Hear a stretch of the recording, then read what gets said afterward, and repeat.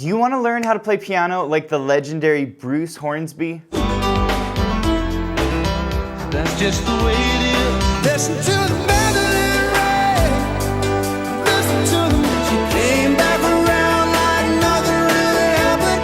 Left here standing on the old mountain road. Well, today we're going to explore his iconic tune, The Way It Is, and I'm going to break down the 10 techniques that Bruce uses to get that signature Bruce Hornsby piano sound. But before we begin, I want to dedicate this lesson to our community manager at pianowithjohnny.com, Katie Rushing. For the last 3 years, Katie's been asking me to do a lesson on Bruce Hornsby, so today is your lucky day, Katie. And for all of you watching, if you enjoy this lesson, please leave a comment thanking Katie because she made this lesson happen. So if you're ready for the lesson, let's go ahead and dive in. So there are 10 techniques that Bruce Hornsby uses in his piano playing across almost all of his tunes. And they are pop sevenths, inner thirds, slip notes, cluster pairs, add 2 chords, gospel chords, the 7-9 combo, high syncopation, pentatonic shapes, and displaced rhythms. So we're gonna go through 5 sections of The Way It Is, and I'm gonna show you exactly where he uses these techniques and how you can also use these techniques if you wanna get that Bruce Hornsby sound. But before we move on, if you're enjoying the lesson, please hit the like button, and if you're new to the channel, be sure to subscribe for more videos just like this. So let's start with the intro and let's give it a listen.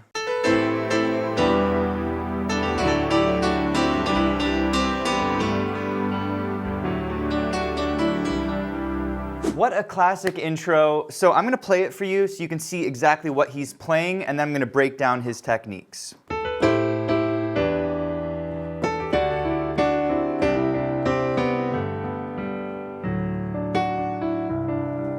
Okay, so first he's walking into an A minor chord and then going to like an E minor chord, but he doesn't use ordinary minor chords. Instead, he makes them 7th chords. And this gives it a much more interesting sound.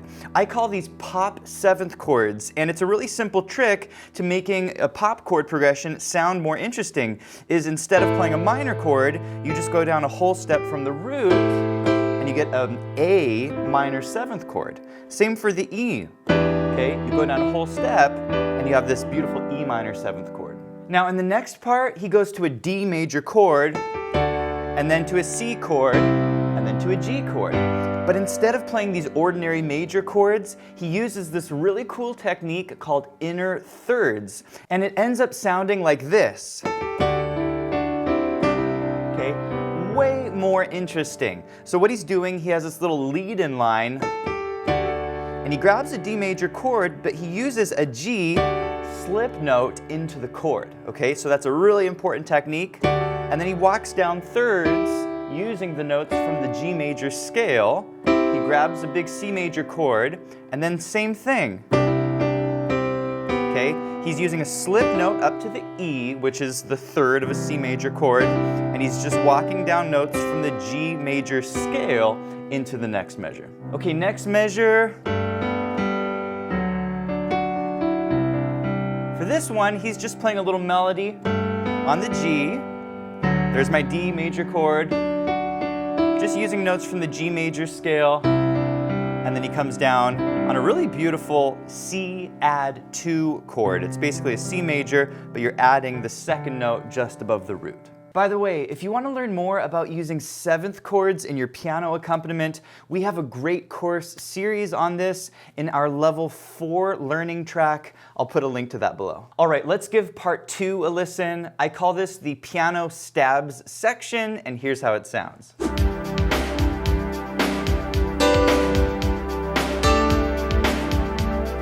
All right, here's what he just played. 1, 2, 3, 4.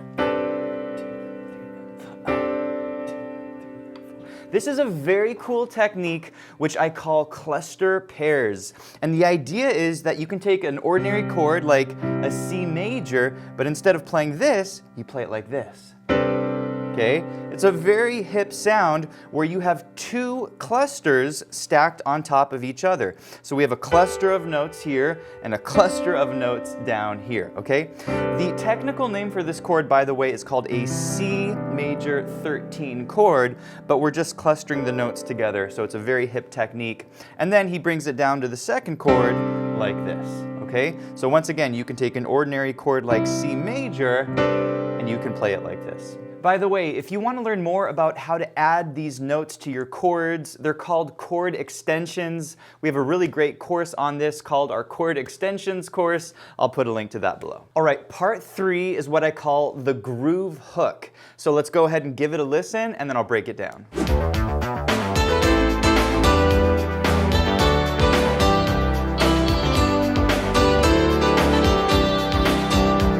All right, so here's what he's playing.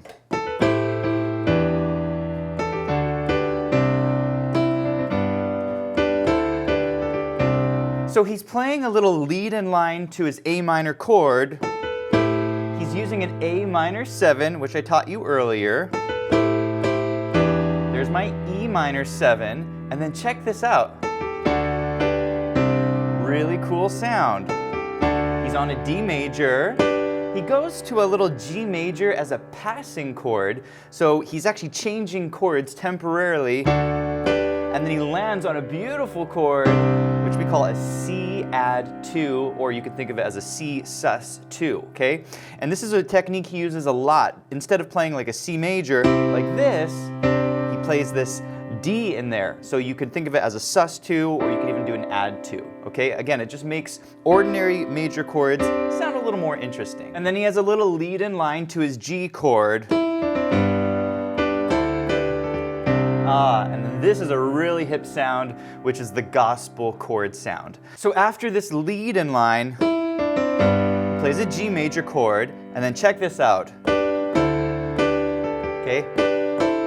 What's going on here? Well, this is a cool technique which I call the gospel chord technique. And you'll hear this a lot in gospel music, where you take the scale, like a G major scale, and you play second inversion chords up the major scale. And so that's essentially what he's doing, is he's playing a G major chord, A minor, this comes from the G major scale, bringing it back down, little melody, and then he lands on his C sus 2 or C add 2. All right, part 4 is what I call the melodic hook. Let's give it a listen and then I'll break it down. That's just the way it is. Some things will never change. So I think this is one of the coolest parts of the song. It's a really memorable melodic hook, and it's really interesting what he does. So I'm going to play it for you so you can see which notes I'm using, and then I'm going to break down the techniques here. Okay, the first thing that you need to know about this melodic hook is that it uses a really interesting chord progression. He starts on a G major chord, but then check out the next chord. Goes to an F major. And normally in the key of G major, we don't play an F major chord because there's no F in the G major scale. So this is part of what makes this particular hook sound so interesting and really signature to Bruce Hornsby, is that he goes to a chord that's not usually used in the key of G major. And then finally he goes to a C major down below. All right, the next thing that Bruce does with this melodic hook is that he plays some really hip chords. Check these out. First chord, second chord, third chord, okay? Really hip, beautiful chords. So let's check each of these out. First chord is a really cool G major, but we're adding the A to this chord. So it's a G major, but we're adding the A to the chord, which is called the 2. So this is a G add 2. And remember earlier we talked about how this is one of the primary techniques that Bruce uses on his chords. Okay? Now check out the second chord. Beautiful F major 9 chord, okay? And I call this the 7-9 combo. And here's what I mean. Instead of playing an ordinary F major chord, he adds the 7th of the chord, the E, and then he skips another third and he adds the 9th of the chord, the G. okay? So this is an F major, this is the 7th, 1, 2, 3, 4, 5, 6, 7, and then this is the 9th, okay? But he clusters the notes together, okay? Really beautiful way to play an F major chord. Finally, on the C chord, he plays a beautiful C add 2, okay? Once again, it's a C major, he's adding the D to the chord, and it gives it a really beautiful sound. The last thing is that he breaks up the notes of the chord. And what it does is it actually creates its own little melody. Ba-da-bum, ba-da-bum, ba-da-bum, which is a really beautiful technique that I would encourage you to use when you're playing chord progressions, is to actually break up your chords like this. All right, part 5 is the epic piano solo. Let's go ahead and give it a listen, and then I'm gonna play it for you and break down exactly what he's doing.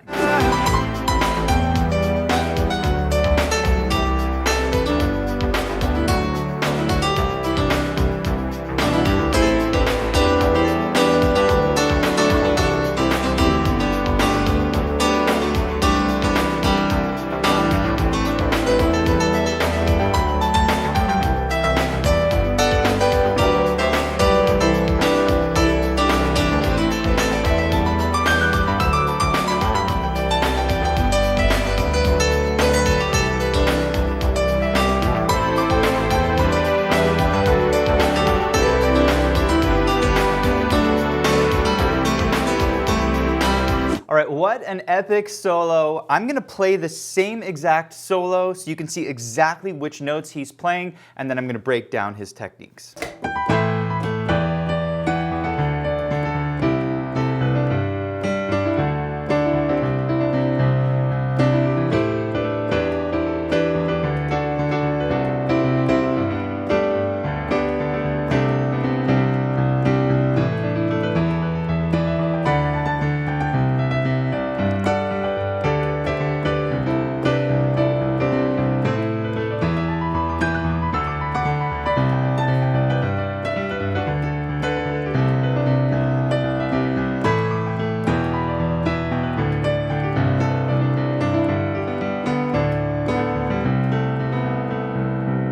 All right, so first we have this really cool line. Basically, he's doing a little lead-in to our A minor chord, but he's using a slip note, okay? The slip note is where you grab the B and you slip up to the C, okay? So A minor 7 chord, grabbing the note just below the melody and slipping up into it. Okay, there's my E minor 7, little slide up to the G, normal D major chord, C major, just a little melody on a G add 2, okay, beautiful chord. And then we have, okay, a lot of little lead-in lines, okay, that's a lead-in to the D major chord, and then same thing, using notes from the G major scale to the C add 2, and then we finish our line. Now, one technique Bruce uses here is a highly syncopated rhythm. Listen to the right hand.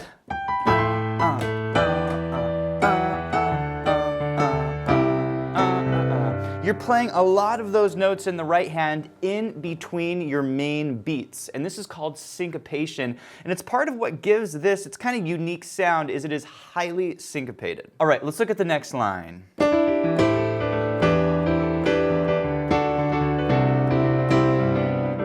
Very cool sound, and here he's using that gospel chord technique. So he grabs his A minor chord, he's doing a slip note, the G, into the A minor chord, and then he plays his gospel chords like this over each of the left-hand bass notes. So we have, here it is on the D chord, he finally resolves it to a D major.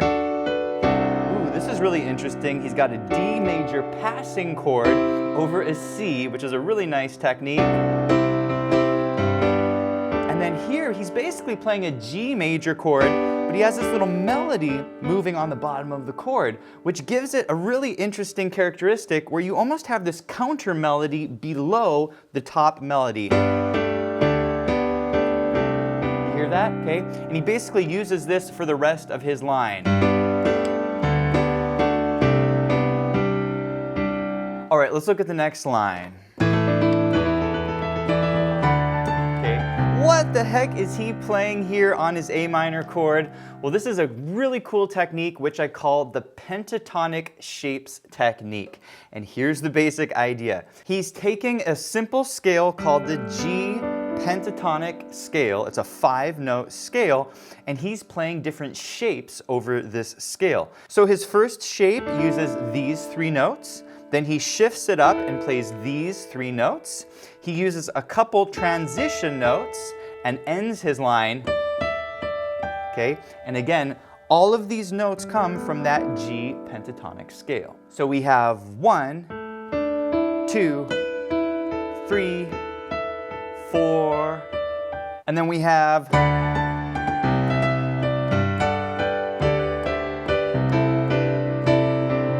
he's basically just hitting a D major chord with this melody on the top, except he has these little punches. Okay, and he's just using notes from that G pentatonic scale. Okay, next part. Okay, a lot of gospel chords here. Second inversion chord. There's a normal G major chord. Okay, it's a G major over D with a slip note there. There's that gospel chord. It's like a C over D. And then G over C. There's the gospel chord. There's the gospel chord. And we have, okay, just a nice little melody over the C. We're adding an A in here, which is a chord extension to our C add 2. All right, next line.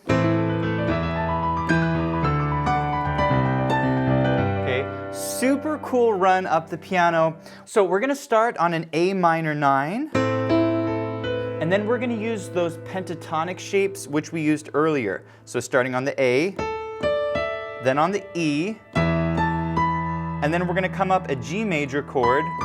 It's like an E minor 7. We have a little melody, and then we have this. Okay, basically we're doing a little surround to the D, using notes from G major scale. There's the D chord, little melody, beautiful 6th harmony on the G scale. And this is all just melody notes. We land on the G chord, okay, more melody, D chord, okay, just using a melody there on the top, and then we have, okay, just a simple 16th note melody, da da da da da da da, a little cluster there, and we end the line, bum ba bum. Notice how this melody also uses notes predominantly from your G pentatonic scale. So to get that Bruce Hornsby sound, he really likes to use this particular scale in his solos. All right, let's look at the final line.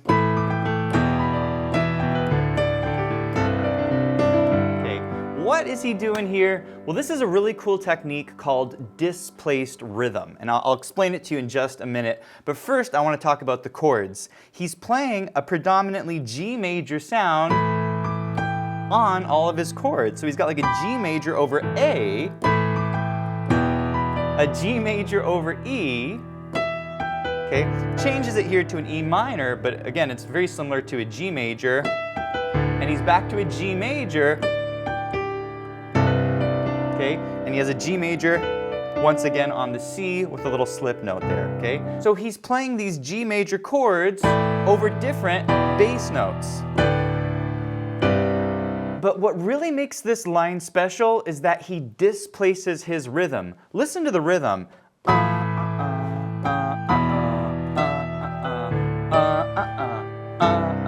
He's playing the same rhythm, but every time that rhythm starts, it's on a new beat. 1 E and a 2 E and a 3 E and a 4 E and a 1 E and a 2. Do you hear it? And so this is what also makes this line sound really unique and very characteristic of Bruce Hornsby. All right, let's look at the rest of this phrase. Okay, and for this, he's primarily using notes from that G pentatonic scale. He's literally outlining that G pentatonic scale. Little slip note going down, and then simple melody on the G major scale. All right, this concludes the quick tip, and if you enjoyed the lesson, please let me know in the comments. Also, be sure to check out pianowithjonny.com. We have over 1,000 step-by-step lessons for all playing levels where you'll learn your favorite songs, styles, and how to improvise at the piano. Thanks for watching, and I'll see you in the next one.